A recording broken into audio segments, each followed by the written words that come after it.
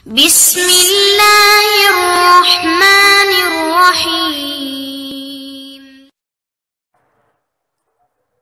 आऊज़ु बिल्लाहि मिनश्शैतानिर्रजीम। बिस्मिल्लाहिर्रहमानिर्रहीम। अस्सलामु अलैकुम वीवर्स, कैसे हैं आप सब लोग। उम्मीद करती हूँ कि आप सब खैरियत से होंगे। अल्लाह ताला से दुआ है कि अल्लाह ताला हम सबको अपने हिफ्ज़ व मान में रखे और तमाम परेशानियों से निजात दे। आमीन सुम्मा आमीन। तो वीवर्स, आज मैं आपके साथ एक काला जादू का जो तोड़ होता है उसके लिए मैं आपके साथ एक वजीफ़ा विर्द शेयर कर रही हूँ। तो नहायत ही आसान है, कुछ मुश्किल नहीं है। तो ये है कि आप और मैं हम सब जानते हैं कि जादू बरहक है, और कोई तो नूरी तरीके के साथ किसी के ऊपर जादू करवाता है, लेकिन वो इतना ज़्यादा यानी कि बुरा नहीं होता। किसी के साथ दीन की कोई भी, इस्लाम जो है वो किसी के साथ किसी के ख़िलाफ़ बुरा नहीं करता। तो बाज़ जादू जो होते हैं वो काला जादू लोगों से करवाते हैं, जो गैर मुस्लिम होते हैं वो ये काम करते हैं काला जादू का, और इसके बहुत ज़्यादा ख़तरनाक असरात होते हैं। तो अब ये है कि कोई अगर किसी के साथ हसद कर रहा है, कोई देखकर किसी को बर्दाश्त नहीं करता, या उससे मतलब उसके कारोबार से या उसके माल औलाद से उसको जलन है, तो वो हसद ही होता है। असल में वो हसद ही होता है। तो ये हसद जो होता है वो ये होता है, इसका यानी कि मतलब ये होता है कि जो कोई यानी कि काम या कारोबार अगर किसी का अच्छा है, या मतलब कोई खाता पीता है या दौलत रुपया पैसा है किसी के पास, तो उसे अगर बर्दाश्त नहीं होता तो जलन ये होती है, हसद ये होता है कि ये इसे किसी न किसी तरह छिन जाए या फिर मेरे पास आ जाए।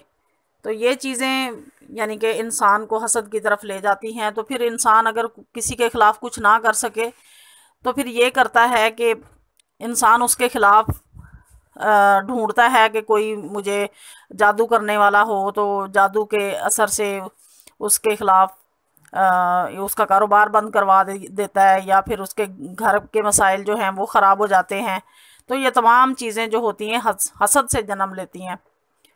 तो अगर कोई इंसान किसी के काले जादू की भेंट चढ़ गया हो, उसको लगे कि मेरा माल औलाद और मेरे घरेलू मसाइल या मेरा कारोबार जो है उस पर किसी ने जादू किया है, और जादू के असरात भी इस किस्म के हैं कि तो तमाम बुज़ुर्गान दीन जो हैं उनके पास जा कर देख लिया है, तमाम नूरी इल्म इस्तेमाल कर लिए हैं और तमाम तरीके अपना लिए हैं, लेकिन वो काला जादू जो है उसके असरात ख़त्म नहीं होते।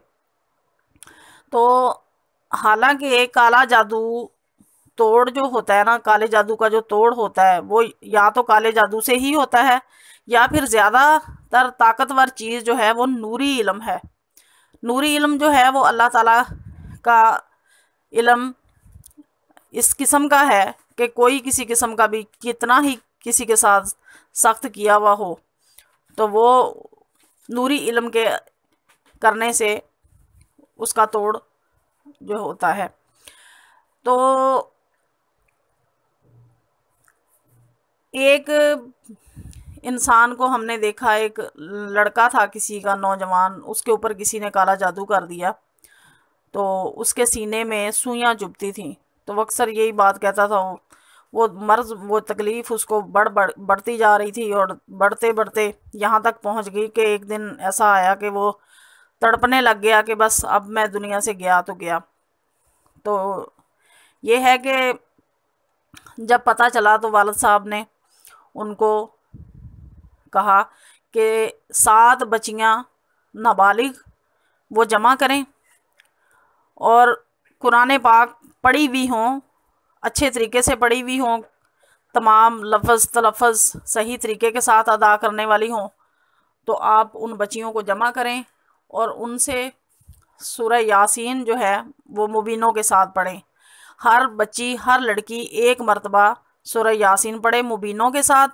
मुबीनों का तरीका जो है वो भी आपको मैं समझा देती हूँ। वैसे तो हर बंदे को पता ही है कि जब सूरह यासीन शुरू करते हैं तो दुरूद पाक 11 मरतबा हर बच्ची पढ़ ले और दरमियान में पानी का जग एक रख ले।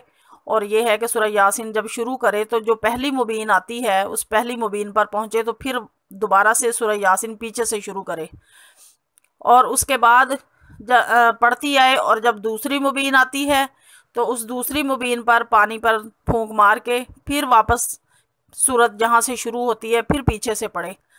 फिर उसके बाद जब तीसरी मुबीन आती है तो तीसरी मुबीन पर भी इसी तरह पानी पर दम करे और फिर बैक हो जाए और वापस जाके फिर सूरह यासीन शुरू से पढ़े। इसी तरह चौथी मुबीन पर, फिर पांचवी मुबीन पर पीछे से शुरू करना है। तो इसी तरह 7 मुबीनें हैं, तो 7 मुबीनें पूरी करने के बाद भी जब 7वीं मुबीन पर आ जाए तो फिर सूरह यासीन को फिर शुरू से पढ़ना है और उसके बाद पूरी सूरह यासीन मुकम्मल पढ़नी है। और आखिर में फिर 11-11 मरतबा दुरूद पाक हर बच्ची ने पढ़ना है। पढ़ने के बाद उस पानी पर दम करना है। और ये है कि इस दौरान ना तो जहाँ बच्चियाँ पढ़ रही हैं ना उस कमरे में कोई जाए और ना ही उनसे एक बात करे और ना ही बच्चियाँ आपस में एक दूसरे से बात करें।